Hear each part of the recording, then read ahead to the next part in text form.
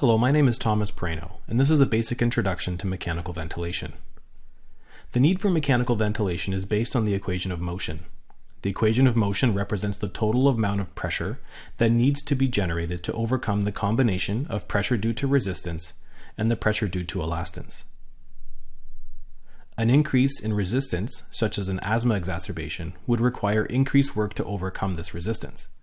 A condition such as intra-abdominal hypertension and ARDS would result in increased work required to overcome the stiffness of the chest wall or the lung, which is a component of the respiratory system elastance.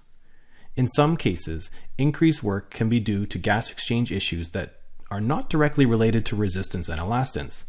There have been reports of patients with COVID-19 having a high respiratory drive with normal resistance and compliance is just the inverse of elastance. It should be noted that hypoxemia and hypercarbia can also increase drive without increased work, and COVID-19 patients that require mechanical ventilation are presenting with profound hypoxemia. Spontaneous breathing patients generate negative pressure to do this work, and the first widely used type of mechanical ventilation to assist or take over this work was based on this concept of negative pressure, the iron lung. Modern mechanical ventilation no longer uses negative pressure. Instead, it generates positive pressure to overcome this work. Non-invasive ventilation can be provided via face mask. Non-invasive ventilation is a therapy that has been shown to significantly reduce the need for intubation and mortality in patients with chronic lung and heart disease, but it has demonstrated high failure rates and lacks recommendations for patients in hypoxemic failure without chronic lung or heart disease. This is a term called de novo respiratory failure. And for this reason, it is not recommended as an approach to avoid intubation in COVID-19 patients. Invasive mechanical ventilation is delivered through an endotracheal tube and addresses the pressure required to overcome work by delivering a set pressure directly with the mode pressure assist control or the mode pressure support. It can also directly address the work of breathing by setting a flow and volume to be delivered with the mode volume assist control. In this case, the total pressure that is generated is directly related to the resistance and elastance of the respiratory system. The most common modes of ventilation have criteria for when they start, what they control, and what determines the cycling or the end of the breath that is being delivered. Volume assist control has a mandatory frequency of breaths per minute that is set. The patient can trigger all the breaths and more, but if they lack respiratory drive, the ventilator will provide the minimum set frequency. Pressure assist control has the same criteria for when a breath is delivered. Pressure support, however, requires active effort from the patient as there is no set frequency.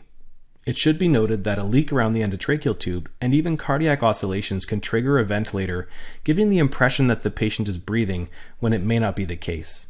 For volume assist control, the item that is controlled is the flow. Even though tidal volume is set, it is essentially the target. When the target volume is delivered by the flow that is set and controlled, the breath has ended. However, added time can be used to prolong the breath and provide a measurement of plateau pressure. This concept is covered further in the basic ventilator settings video. Pressure assist control controls the pressure in the system. It provides variable flow, essentially whatever flow is required to maintain the pressure. The pressure is maintained for a determined amount of time, which is the I time, which is a setting, and that's the point at which the breath cycles off. Pressure support also controls pressure and provides whatever flow is required to maintain it, but the cycling criteria to end the breath is based on a percentage of the peak flow. This is also further discussed in the basic ventilator settings video. Mechanical ventilation is generally separated into two goals: provide assist with minute ventilation to remove carbon dioxide, and provide FiO2 and maintain end expiratory lung volume with positive end expiratory pressure, PEEP, to maintain oxygenation. The elements that are used to adjust this, of course, are respiratory rate and tidal volume, or if using a pressure targeted mode, you would adjust the pressure to get a tidal volume to affect minute ventilation, and of course PEEP and FiO2 for oxygenation. The breath sequence on the mechanical ventilator is defined by the flow time scalar. The inspiratory phase occurs during positive flow above the line, and the expiratory phase occurs during negative flow below the line.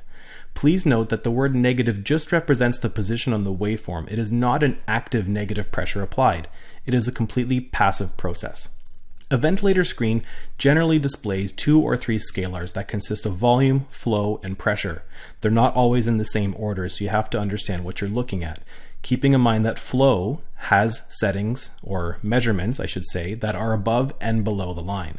So in this example, volume is on the top, flow is in the middle, and pressure is on the bottom. Measured values are typically displayed as large numbers on either the side of the screens or at the top, and ventilator settings normally appear across the bottom. Software buttons or hardware buttons on the side of the monitor provide additional functions and access to additional settings either for that specific mode or to change to a new mode, alarm settings, and maneuvers. Of course, there's always an alarm silence button somewhere on the monitor. In this example, it's the bottom right-hand screen. Here's an example of a ventilator screen. You can see software buttons along the left side, 3 waveforms in the center, pressure at the top, flow in the middle, volume at the bottom. Settings are all along the bottom, and monitored and measured values are along the right-hand side. And there's an alarm silence button in the top left. Here's an example of an additional features graph that can be displayed either continuously or momentarily for measurements. Again, monitored values on one side and software buttons on the other side, and the ventilator settings are along the bottom. For this ventilator, the silence button is not on the screen, it is actually a hardware button on the physical monitor itself. This is an example of some of the standard ventilator measurements and standard ventilator settings. It is not a complete list because there are many modes that are not represented here. However, many of the measurements apply to all mechanical ventilation modes, such as peak pressure, plateau pressure, mean airway pressure, tidal volume, minute ventilation, etc. Probably the most common or important monitored values would be peak pressure, plateau pressure, and minute ventilation.